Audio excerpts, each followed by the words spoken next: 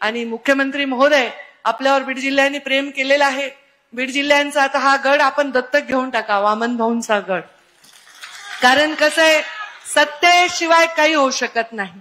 आम्ही प्रेम करू शकतो, आम्ही गडाच्या वाऱ्या करू शकतो, आम्ही गडाची भक्ती करू शकतो. या लोकांनी सांगितलं तर धुनानी माखलेल्या, रापलेल्या, धुळीनी माखलेल्या या कातड्याचं जोडं करून त्यांच्या पायात सुद्धा घालू शकतो. पण सत्तेशिवाय विकास होऊ शकत नाही. तुमच्या रूपाने इथे सत्ता आलेली आहे.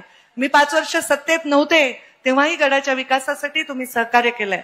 पालकमंत्री असताना मी जे केलं त्याही पेक्षा जास्त तुमच्या काळात व्हावं.